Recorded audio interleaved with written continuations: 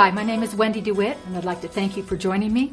During the class, I'm going to be referring to a booklet which I've written. It's called Everything Under the Sun. All the information from the class is in this booklet. It's available online. It's free, and you can get it at everythingunderthesunblog.blogspot.com, or you can email at wdewitt22@gmail.com. How many of you have a cell phone? Raise of hands. Almost everyone's got a cell phone. How many of you have a year's supply? Not as many hands go up on that one. In 1987, Ezra Taft Benson said the counsel to store food may be as essential to your temporal welfare as boarding the ark was in the days of Noah. That's life and death. More recently, the Secretary of Health and Human Services, Michael Levitt, was counseling citizens to have at least a 3-month supply of food, water, and medicine. I've been teaching this class for more than 20 years, and I've never understood why people have chosen to ignore this kind of wise counsel. I've heard all the excuses, and I finally came up with my own top 10 reasons why I don't have my year's supply. Number 10, my neighbors have a 2-year supply. It's more likely that your neighbors don't have any food at all. Very few people have made the effort to be prepared for an emergency. So if your plan is to eat your neighbor's food, first off, that's probably not very nice. And second off, it's probably not a very good plan. Number 9, I'm just going to move in with my parents or my children. Not a good plan all by itself. A lot of people believe that when times get bad, we're all just going to band together and we'll share our food and everyone will survive. The problem with that is nobody's sharing food, so we won't survive for very long. And another problem is if you've considered that if there were any kind of epidemic or pandemic, you couldn't band together. You couldn't share. So you may have to survive on just what's in your home. Number 8, isn't that what my taxes are for? If there were any kind of national crisis or emergency, how long do you really think it would be before a government agency would reach you? And besides, the government has been telling us to have a 3-month supply of food, water, and medicines. Number 7, I donate to my church, and I assume when things get bad, they're just going to take care of me. I think a lot of people are expecting miracles in these times because they're not storing food. Elijah's never-ending barrel, or maybe there's a Joseph of Egypt out there who's storing for everyone. I would suggest that the responsibility to have an emergency supply for your family isn't your neighbors, it isn't the government's, and it's not the church's. It's yours. Number 6, I have a year's supply and the bullets to go with it. I've heard people say, why would I go to all the effort of storing food for my family just to have some guy with a gun come to my home and either threaten or kill my family to take it away? And I respond back, are you afraid of the guy with the gun? Because you should be more afraid of becoming the guy with the gun. What would you be willing to do if you were watching your child starve to death? I promise you would lie, cheat, steal, and you would become the guy with the gun to save your child's life. Food storage isn't just about your temporal welfare. It's also about your spiritual salvation. Number 5, the boat and the 4-wheelers are taking up all my storage space. Number 4, I've got 1,000 pounds of wheat. What else do I need? Unless you're eating that wheat on a daily basis and your body's accustomed to it, that wheat could kill you faster than a famine. Number 3, I've decided I'm just going to store non-perishable items and then I'm going to trade for food. I kind of chuckle. I'm thinking, good luck eating those gold coins, because when people are starving, they're not going to share their food. They're not going to trade their food. And I guess the other point would be, if they do, you're going to be buying the most expensive bowl of soup that you ever ate. Number 2, I can't afford scrapbooking and food storage. I like that one. The average food storage can cost as little as $1 a day. When I ask how many of you have cell phones, I know everyone's going to raise their hand. And I know that you spend more than $1 a day on that service. Is your cell phone really more important than your family's survival? And the number one reason why I don't have my year's supply, I'm waiting for them to sell Papa John's dehydrated pizza. Food storage has such a stigma attached to it. If it's not wheat, beans, and powdered milk, it can't be food storage. And with the system that I'm going to show you, you could be eating sweet and sour chicken, minestrone, enchiladas, even chocolate chip cookies. Your imagination and your pocketbook are just about the only limitations that you have. Most people understand the importance of having emergency supplies. They know they should have it. They want to have it. Sometimes they just don't know how. There are so many questions. What do you store? How do you store it? How do I rotate it? What will it cost? There are so many questions that it becomes overwhelming and they just give up. I'm hoping that in this class I'm going to be able to answer those questions for you and give you a new attitude about food storage. Now, the system I use is based on a worst case scenario. And I recognize there are worst cases, but I'm going to give a survivable worst case scenario that there's no electricity, no running water, no stores to go to, and no help is coming. Even in that scenario, my family can not only survive, but we're going to be eating chocolate brownies. What do you store and how much do you store? Before I started the system, I would look at my food storage, the stacks of wheat and beans and powdered milk and legumes, whatever they are. And I'd think, I can't make dinner out of this. What's for dinner? And it was kind of depressing. And I thought, there's got to be a better way. And I decided I was going to put the food I love into my food storage. So I created a system. Now here's the system. It's very simple. You're going to take 14 note cards, and you're going to choose 7 breakfasts and 7 dinners that your family loves. Things that you wouldn't mind having once a week for a year. Now, if you're like my husband, Colin, first thing he said was, "Did she say lunch?" I didn't hear lunch. I said, "Honey, we're going to get up late. We're going to go to bed early. I'm not planning lunch." Now, the truth is, if we're in a worst-case scenario, we're not going to be able to be cooking dinner at 5 o'clock with solar cooking. That's what I'm going to be doing most of my cooking in if we have no electricity. And so we're going to have breakfast in the morning. We'll have our big meal in the middle of the day like our ancestors used to do. And then during those good cooking hours, I'm going to be making a daily loaf of homemade bread. And we'll have that in the evening. So we really do have the 3 meals. Just had to tease him a little bit. So you've got your 7 breakfasts and your 7 dinners, your 14 cards.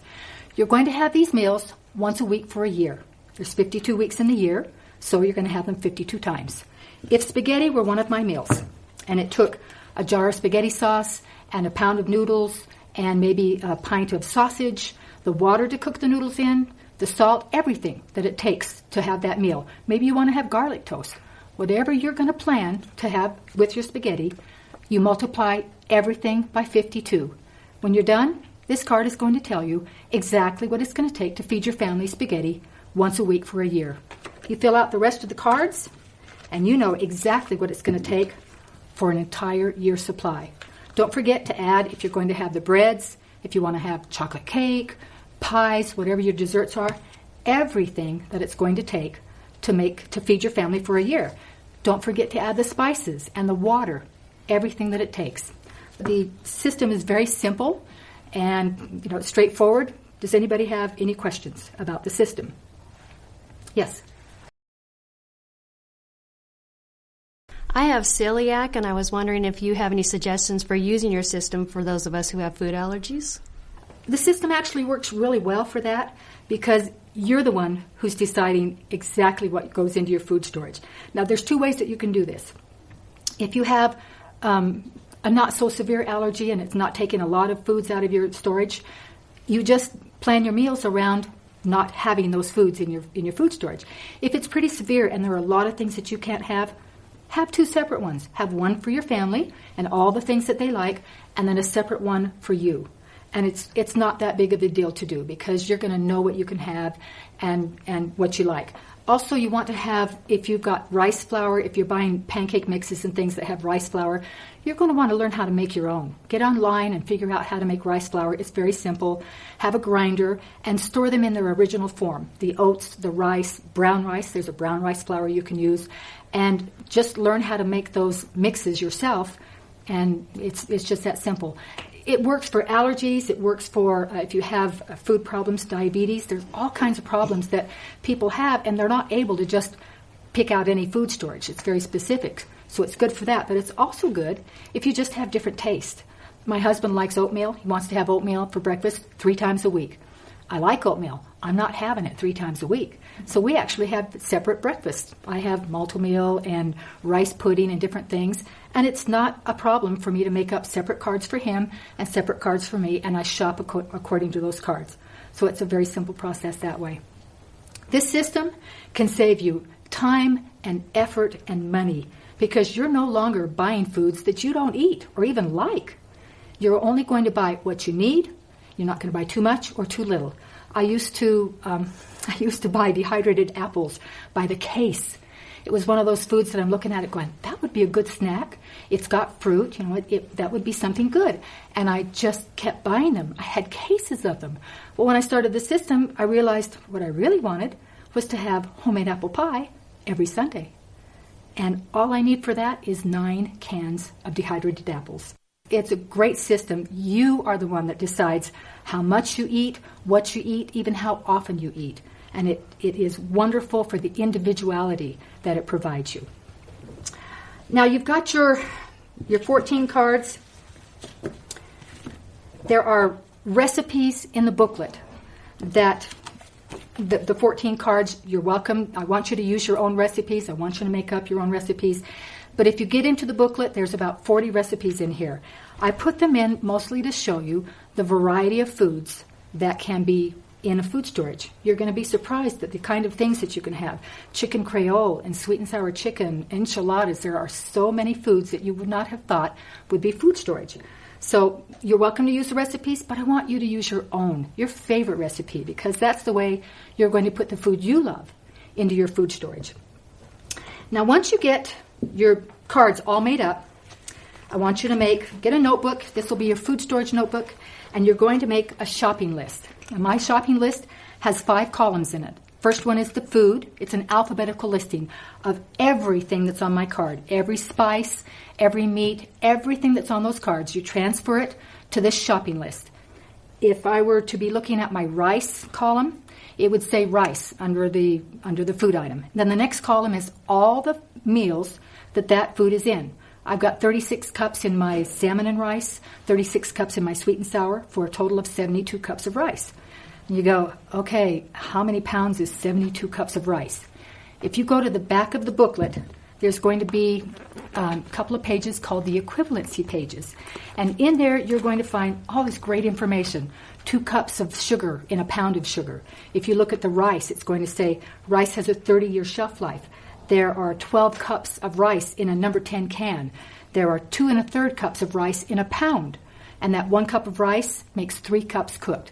So all the information that you're going to need to take the hundreds, you will have hundreds of teaspoons of salt and spices and all these foods, teaspoons, tablespoons, cups, and it's going to translate it, those equivalency pages, into what you'll actually buy in the store. So it'll save you a lot of time, and you'll be able to say in your third column what you need. You say 72 cups of rice.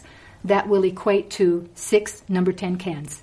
So that's what you'll be able to buy. The fourth column has a lot of important information. It's what the food that you already have, where it's stored, and when you bought it. For rotation purposes, this is important information. And the last column is how much I need to buy. So you've got the food, the meals, what you need, what you have, and what you still need to buy. You'll take this notebook everywhere with you when you go shopping, and when you see food on sale, you buy it, you mark it off, you're going to know exactly how much you need. You'll date it, and you will put it away. Now, where do you store an entire year of supply? You think it's this massive amount of food. And actually, a year's supply for one person will fit under a twin-size bed.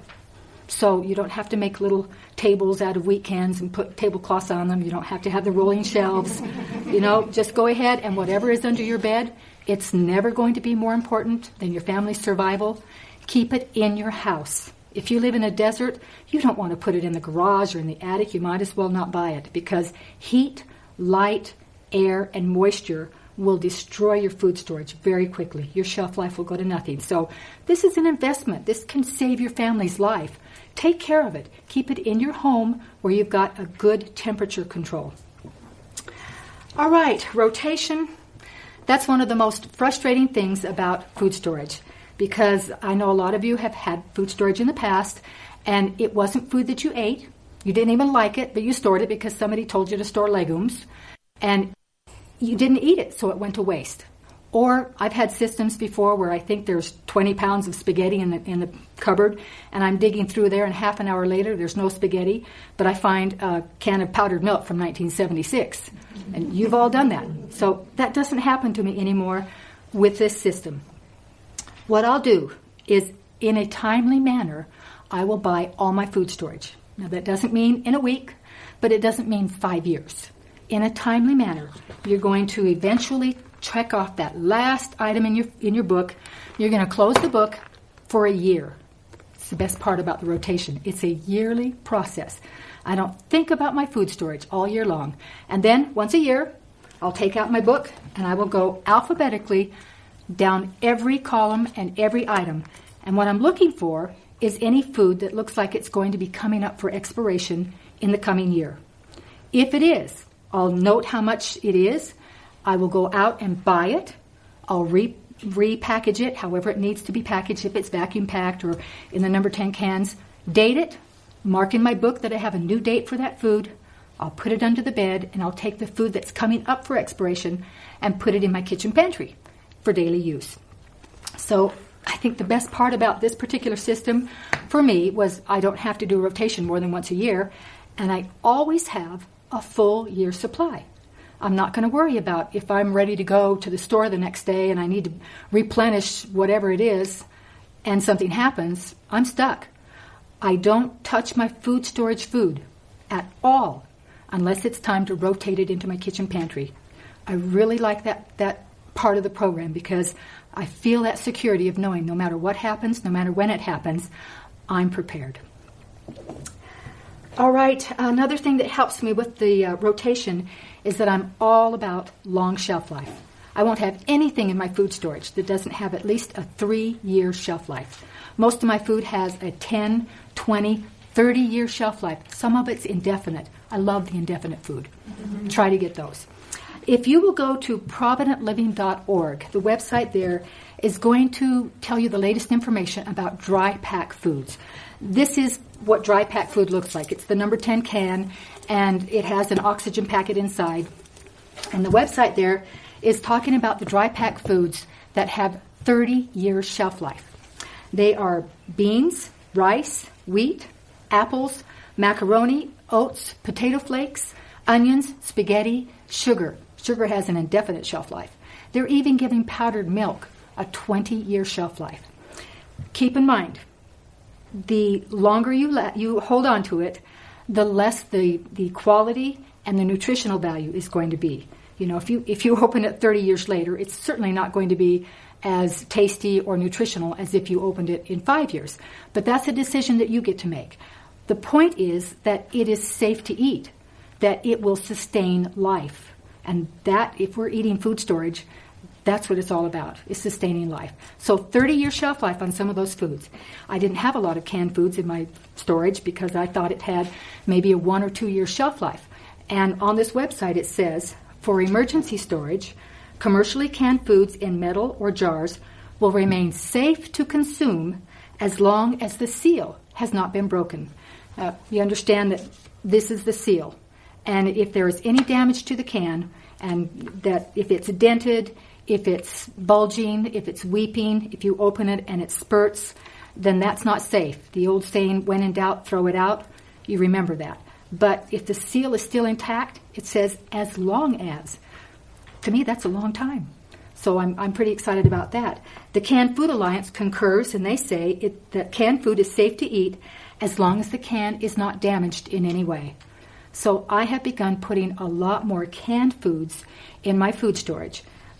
First off, because it takes less fuel to cook because it's already cooked, and I don't have to store as much water because it's already got the water, it's fully cooked. So I've got fruits and vegetables and a lot of foods that I didn't have before because I was about the long shelf life.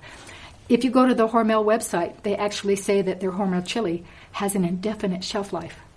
So on their website they say that. So they really have discovered canned foods last much, much longer than we ever imagined. Another way that I am able to get the long shelf life that I like is with food exchanges. I don't store oil, I'll only store shortening. Shortening has, unopened shortening, a 10-year shelf life. And even after you open it, there's a little trick that you can use. You've all had the 5-pound can of shortening, and you get to the bottom and it's rancid, and you toss it out. Well, when you open your shortening now, take what you need and then melt the shortening, the rest of the shortening, and pour it into mason jars, any size mason jar. While it's hot, make sure the rim is clean, put a lid on it and a ring on it. This is a lid and a ring. Put the lid on it and put the ring on it, and as it cools, that exchange of heat will seal the jar, and it'll be just like it's never been opened. So you can keep your shortening for a lot longer. Another food exchange that I use, I store cream of tartar and baking soda. Both of those items have an indefinite shelf life. If you combine those two items, and it's in the booklet how to combine them, if you combine those two items, you can make baking powder. So you've got 3 items that have indefinite shelf life. The other one I do, powdered eggs. I don't store powdered eggs. I'll store unflavored gelatin, like the Knox unflavored gelatin, but you can buy it generic. You don't have to buy the Knox. Buy it in bulk. It's much cheaper in bulk. And for about 3 cents a teaspoon, you add hot water and cold water to the Knox unflavored gelatin, and that is a substitute for an egg. And you can put that in your brownies, in your cakes, muffins, anything that you're baking, you can exchange with the unflavored gelatin, and that has an indefinite shelf life. So there's a lot of ways to get that long shelf life. When you're doing your yearly food rotation and checking things out, you're going to visually check every one of your vacuum sealed foods. I pull out the box and I will open it up and actually touch the top of every single jar to make sure that it's still sealed. If it's come undone, you might as well not have bothered, because air has gotten to the food and it's not going to extend the shelf life. So visually, when you're doing that yearly check, visually check every one of your jars of vacuum sealed. Now we're going to talk about vacuum sealing. What you're using is a vacuum sealer of some kind, a vacuum. They've got all kinds of different kinds. I have just gone back to the Food Saver. These things last forever. My sister's got one that's 30 years old and is still working. So this is a Food Saver. They cost about $100 new. I don't want you to buy it new. I want you to go online. You go to one of those sites where you buy from your neighbors, or the Bay place where you bid. You can go ahead and check those out.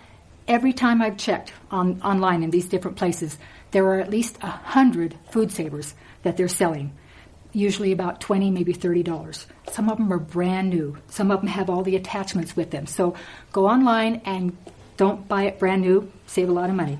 The one thing that you're looking for on your Food Saver is the little porthole. It has to have a little porthole on the top. This part I never use. You've seen Food Savers that they do the little bags, and that's really cool, but they don't hold the seal. This is not good for long-term storage. Eventually, every single bag that we've ever done has lost its seal. So we only do the vacuum sealing with the jars. You're going to get, besides the Food Saver, you're going to get a jar sealer attachment. This is the regular mouth, this is the wide mouth. I'd get both of them. They're about $10 each. And that way you can use all of your jars. You can only use standard mason jars. You can't use spaghetti food jars and baby food jars. It has to be the standard mason jar. So you're going to take your jar sealer attachment. It's got a little hose. Make sure it comes with the hose. You plug it into that little porthole, and you're going to you want to sterilize your bottles. Run them through the dishwasher. This is just an air exchange. It doesn't sterilize anything. You want to run those through the dishwasher. Make sure your lids are clean. But you put your food in the jar. You put your lid on. You don't have to heat it or do anything special to it. You'll put your jar sealer over the top of it, and then you'll push the button. And within about 10 seconds, it will have pulled the air out of the jar. And this should stay sealed until you open it. Like I say, I check every year to make sure that nothing's come unsealed, but generally speaking, this will stay sealed until you open it. And when you open it, if you're careful and don't bend the lid, you can just take it off like that, and you can reuse this lid over and over. All right, are there any questions about vacuum sealing foods? Yes? What is the shelf life of the vacuum sealed foods?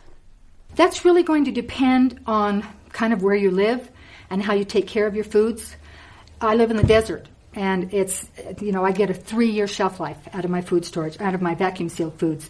If you live in the mountains and you've got a basement, a nice, cool, dark basement, your vacuum sealed foods will last longer, 5 years, maybe even more.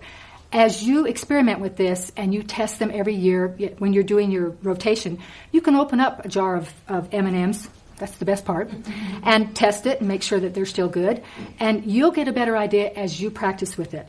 I think the least amount of shelf life is my chocolates. It's 2 years on that, but I kind of have to confess that it's probably because I eat them before they ever get past 2 years. So you'll have to experiment with chocolates yourself and see how long they'll last. What the Food Saver does for me is it put the foods, the real foods I love, into my food storage. Because if you've got foods that have a high moisture, oil, or sugar content, they can't be sealed in the number 10 cans.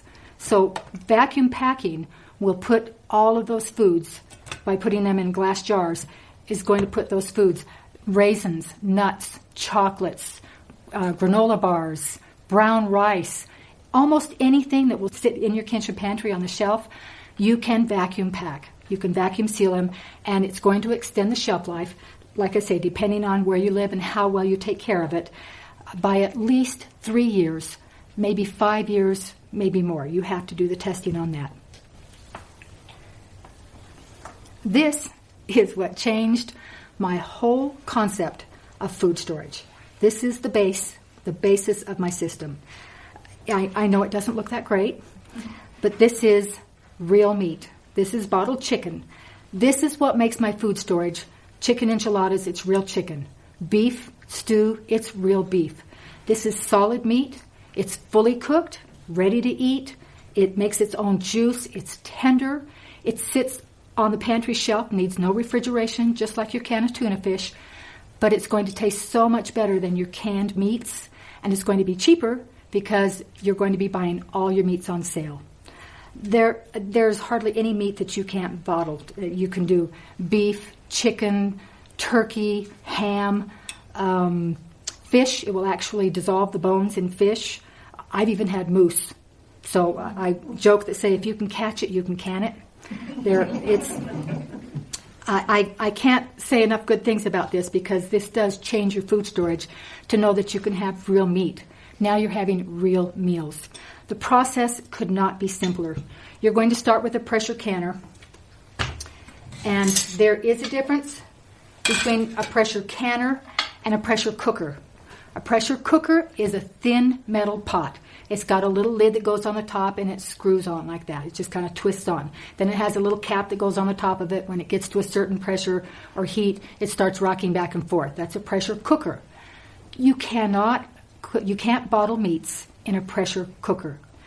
It might work. You might put them in there and it might seal, but it's not safe. You haven't had it at the right pressure or the right time. Don't do it with a pressure cooker. You have to have a pressure canner. Pressure canner is a much heavier metal. You've got the lid.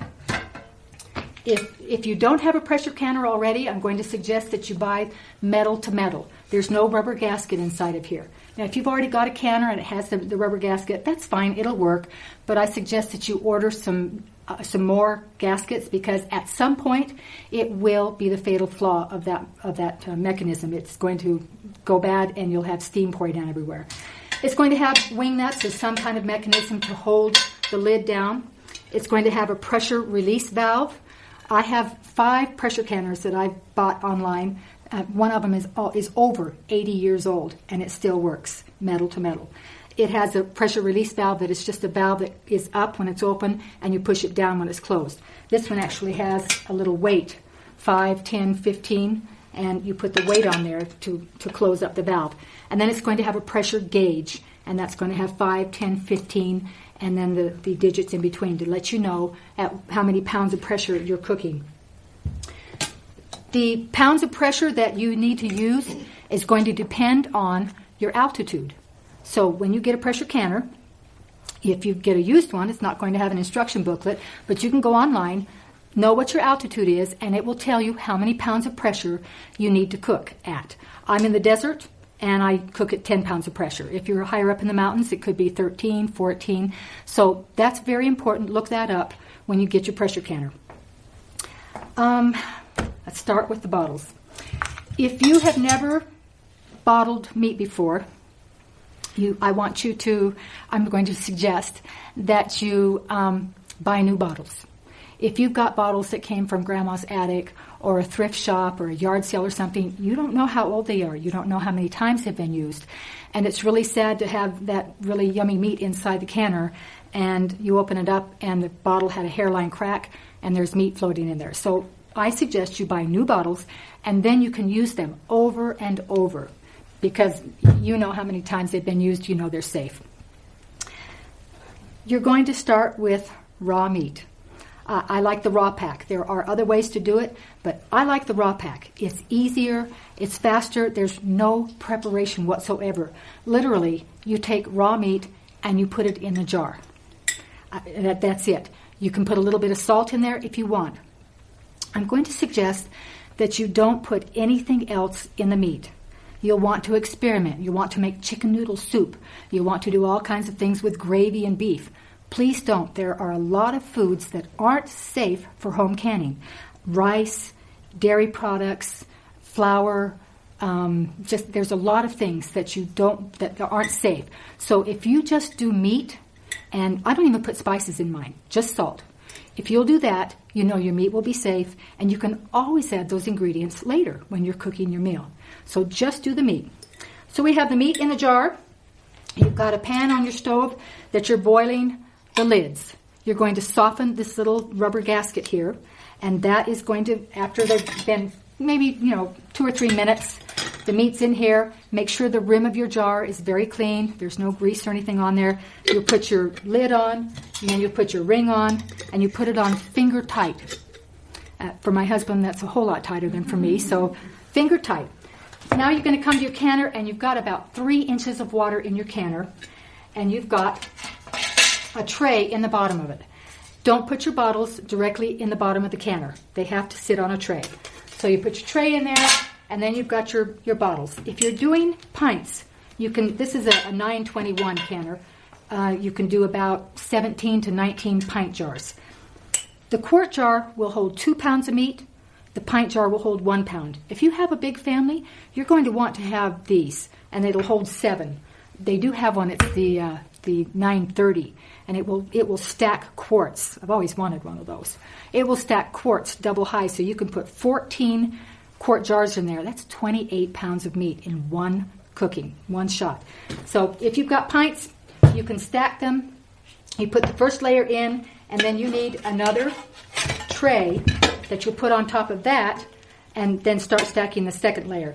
If you don't have another tray, if you've bought this second hand and there's not another tray, then you're going to want to stack them, but don't stack them on top. Do a stagger like that so that they're not sitting right on top. And from there, you put your lid on. And what you're going to do next is called exhausting the canner. You turn the heat on high, and after 10, 15 minutes, just depends on how hot your stove runs, you're going to see steam coming out of your exhaust valve here, and eventually you'll see water spitting out of it. When you get to that point, about 5 minutes after you've had water spitting out, what you're doing is exhausting the canner. That's pulling the air out of the canner and out of the jars. So that's an important process. Don't skip that process. And then if we're cooking in the desert, 10 pounds of pressure, I'm going to put this weight on at 10 pounds, and immediately my gauge is going to start going up. When it gets to 10, or if you're doing in the mountains, whatever the altitude is, when you get to the right pressure, then you start timing. If you've got pints, it's 75 minutes. If you've got quarts, it's 90 minutes. And if you've got fish, you add 15 minutes to both of those. You've got 90 minutes going. Right away, you're going to have to turn down the heat, otherwise it's going to go too high.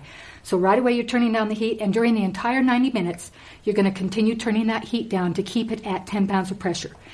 Here's what happens if you walk away and it gets up to 13, and you run in and you turn it down, and then it goes down to 8, and you turn it up again. What's happening inside your canner? You didn't put any water in with that meat. The raw pack, there's no water. It makes its own juice. It's this great broth that's being made. And when the temperature goes too high, a vacuum effect actually pulls the juices out of your jars. So if you keep it at a steady 10 pounds of pressure, you're going to keep all those juices in there. When you're done, you take the lid off, take the jars out, put them on a counter away from a cool draft. Eventually, you're going to hear that lovely little plink sound, and they've all sealed. If you have one, occasionally you'll have one that won't seal. Go ahead and put it in the refrigerator and have it later that night, or you can reprocess it, but you'll have to use a new lid. It will be double processed, but it's still great in a soup. And wipe them off when they're all cooled. Wipe them off, put them in the box, date them, and put them away. So that was a long way of saying meat goes in the jar goes in the canner, cook, take it out, mark it, put it away. It could not be simpler. If you've ever done fruits or vegetables, you are going to be thrilled at how much easier and faster it is to do meats. I did an experiment one day. I had 3 canners, 2 were on the stove, and I would keep one filled. And I put up 150 pounds of chicken in 12 hours. So you could easily do 50 pounds in a day. Easy, with 1 canner. Yes? Are there any meats that you shouldn't can? There are. It's not that you can't can them. You know, if you can catch it, you can can it.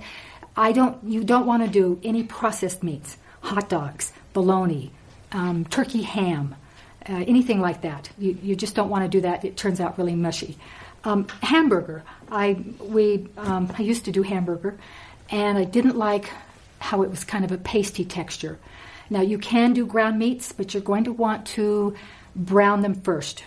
Sausage. I do have sausage in my food storage. So I will brown that meat first and then put it in the jar, kind of loosely, put it in the jar, and add hot water to it, and then process it like you normally would. But when hamburger went up in price, I decided that there wasn't anything in my food storage that wouldn't taste better with shredded meat than it would with hamburger. So I pretty much stopped doing hamburger.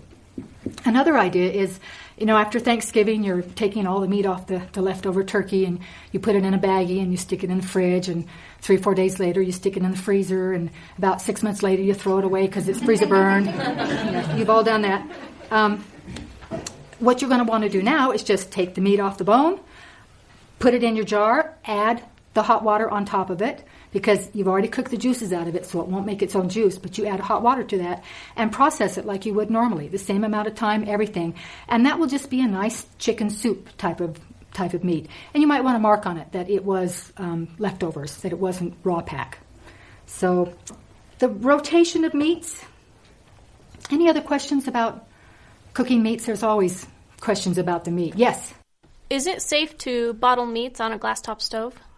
If you buy a new canner, it's actually going to say do not use a glass top stove. And I kind of wondered about that, but I found the reason was, there's 2 reasons. It's quite heavy, and when it's full of meat, it's going to be even heavier. And if you were to accidentally set that down too hard, it could crack the glass top stove. So you have to be careful with that. But I think the biggest reason is the diameter of your burner is usually quite a bit smaller than the diameter of your canner. And as it gets hot, that heat radiates out, and it can discolor your stove. I have done literally hundreds of pounds of meat on my glass top stoves. I've had 3 glass top stoves, different homes, and I've never had a problem. But I think it's a good idea to warn you about that, and you use your own discretion on that. Rotating meats. That's kind of hard because, I say it's easy, and it is easy, but when it's done, it's almost like gold. You're just looking at this chicken and you're going, oh, this is so good, and you just think, I don't want to use it. That's my food storage. Please use it. You are going to be so excited about how nice this is to come home and you open this up and you've got instant chicken enchiladas. You've got a chicken salad sandwich. You've got green chili burros. It goes on and on forever, and it's 15-minute dinner. So the convenience is going to be really nice in your daily life.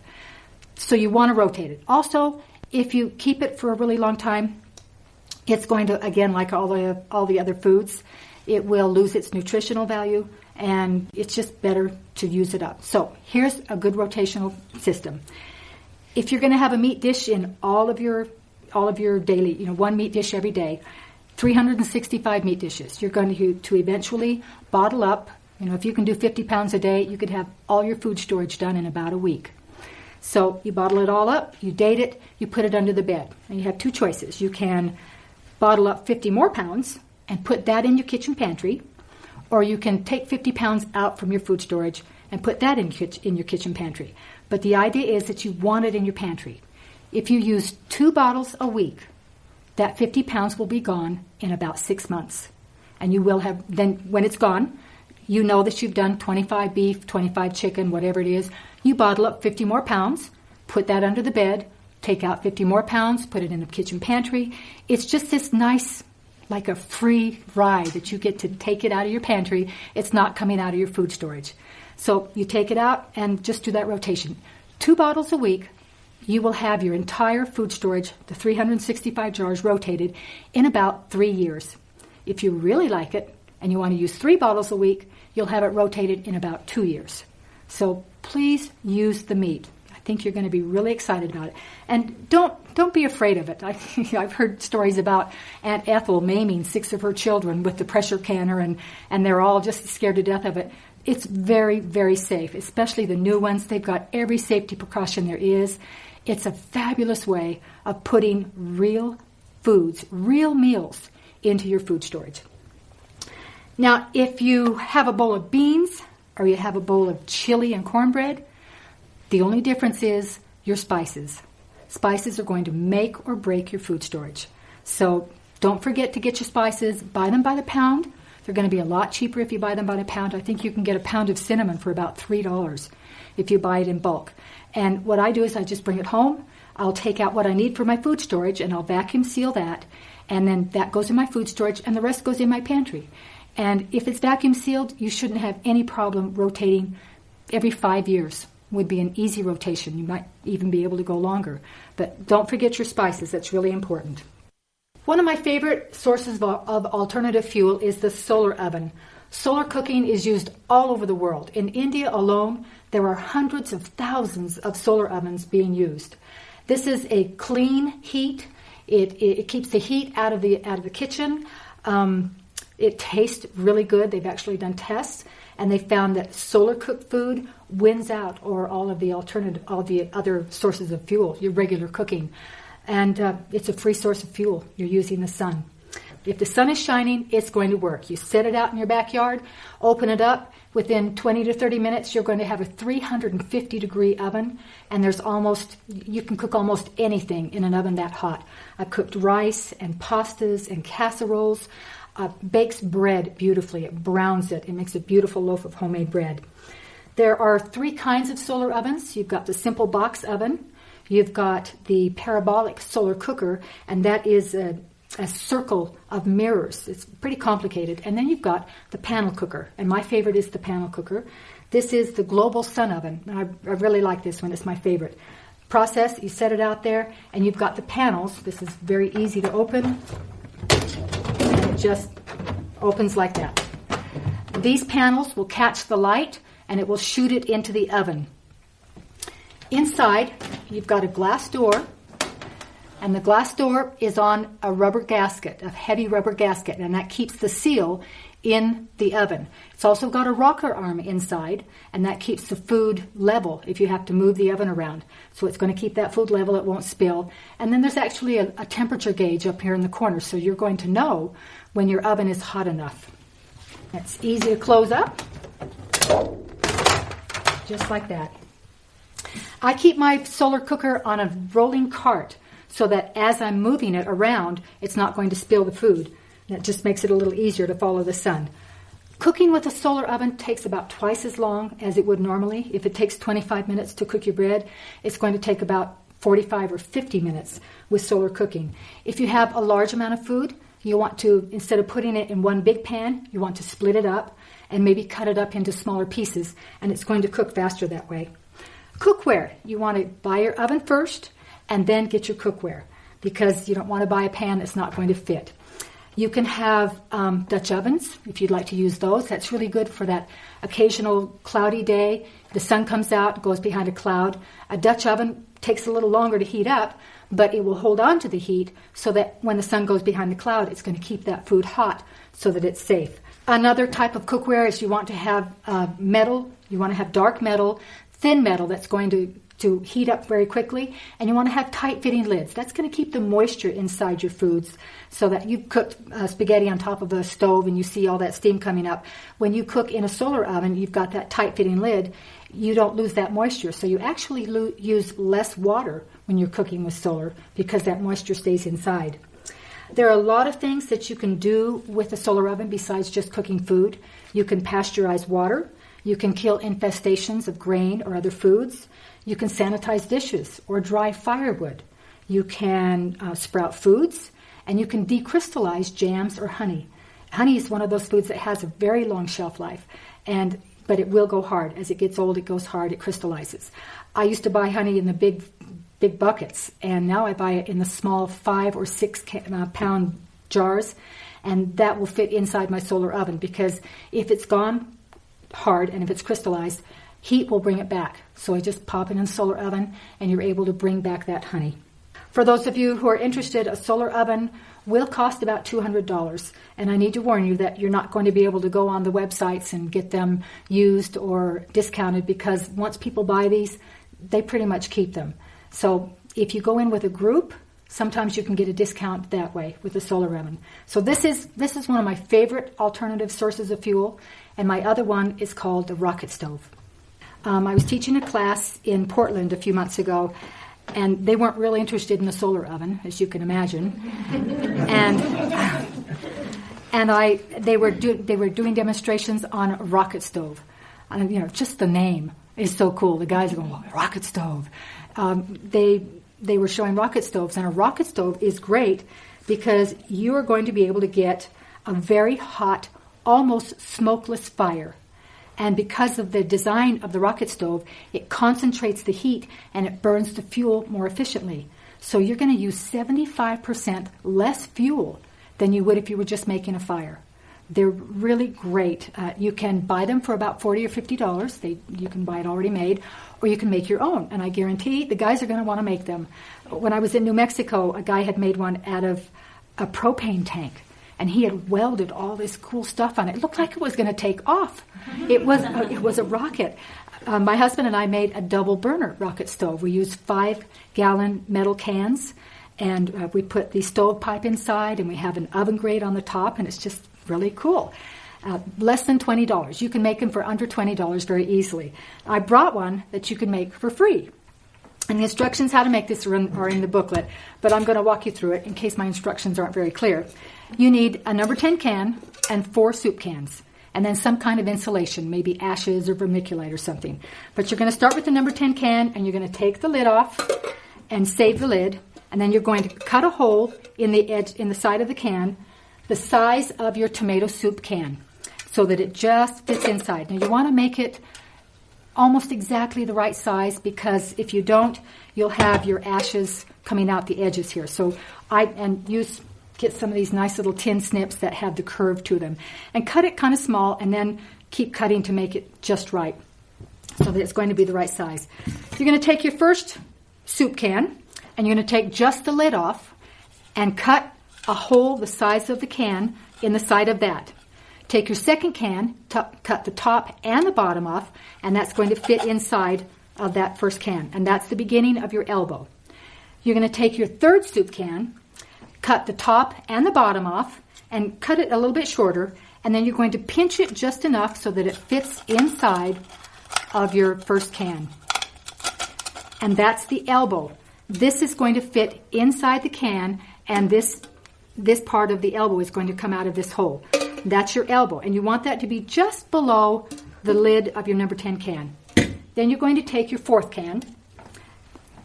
And I'm sorry, you cut this one, the top and the bottom, and you cut it up the side so that you can pinch that together. Then you're going to take your 4th can and you're going to take out the top and the bottom, cut it up the side, and then flatten it out. And you're going to be making a shelf to put inside the elbow. And I like to make mine in just a bit of a T shape so that it doesn't go all the way in. This is the shelf where your wood goes. You put your wood here. This is your airflow. And because of the design, your airflow goes through here. You put a piece of paper, light the match, and the wood catches on fire. And you're going to be amazed at the size of the flame that comes shooting out of here. So what you've got is you put it through here. And then your lid, you're going to also cut the size of your soup can so that that goes over the top of it, over the vermiculite or the ashes, and it will sit on top of that, and that's where you've got the top of the elbow coming out. Now, I was able to, with a handful of twigs and sticks, it wasn't even real wood, it was just twigs and sticks. I brought 2 cups of water to a boil and boiled it for 20 minutes. So you can imagine, it wouldn't take a lot of wood for you to have a year's supply of wood if you're using a rocket stove. 2 reasons you want to have this. If you live in Portland, definitely. And if you live anywhere else, I found that I was really excited about having a rocket stove because I'm putting foods back into my food storage that I had taken out because I couldn't cook it in a solar oven. I was just kind of the blinders, like if it won't cook in a solar oven, then I can't have it. Knowing that I don't have to have cords of wood in my backyard with just a handful of twigs, I put back in pancakes in my breakfast. I put in tortillas so that I can make homemade tortillas and enchiladas and different things. Fry bread. Chili and fry bread was one of my favorite meals, and I've put that back in my food storage. So besides being able to cook a full dinner on a cloudy or rainy day, I had put foods back into my storage that I had taken out before. So rocket stoves, get online. In the booklet or on my blog, I've got several locations that you can go to that are going to give you detailed instructions on how to make large ones. They make them as big as you can imagine to heat a whole house, or you can make them out of a number 10 can. The design is the same. The technology is the same. It's just the size and like the guy in New Mexico, how crazy you don't want to get with it. You can do just about anything with your rocket stoves. The next thing I have is water. If your electricity is out, if it's city water, you're not going to have water because you have to have electricity to get the water out of the ground. So you have to store water. I keep my water in the 55-gallon barrels. And if you go to the blog, the Everything Under the Sun blog.blogspot.com, you'll see a water barrel holder that is to die for. It's just great. It allows you to lie the barrels on their sides, and it'll stack 2 or 3 tall. So you're saving a lot of space by having the water barrels stacked tall, and you're not going to have to worry about that little plastic pump that you know is going to break within the first week of using it. And it will, if it's lying on its side,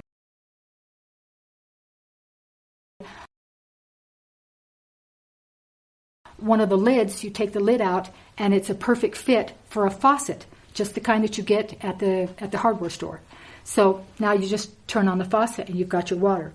When you're filling the barrels and emptying the barrels, all you need is a hose. You don't have to, well, when you're emptying it, you don't have to dump them over. You just turn on the faucet. When you're emptying and filling your water, please don't use your garden hose. You have no idea what is inside that hose. You don't want it in your water. Go ahead and go to the hardware store and get what's called a potable water hose, Potable, and that will keep your water clean. Any questions about storing water? Yes? Do you put bleach in your water, and how often do you rotate it? I used to put bleach in my water, and I used to rotate it every 6 months.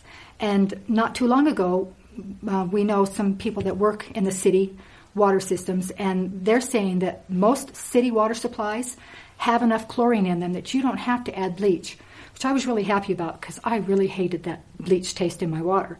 So they have enough bleach in the city system. You don't have to add it, and it should stay safe for a year. So we empty our water barrels once a year, and we'll just write on the end of the barrel when we emptied it out last. All right. Yeast, it's one of those have-to-have foods for me. I can't imagine how depressing it would be to be eating a bowl of boiled wheat, knowing I could have had homemade bread. If you don't have yeast, you're going to be eating boiled wheat. Yeast will last for at least 5 years in your freezer.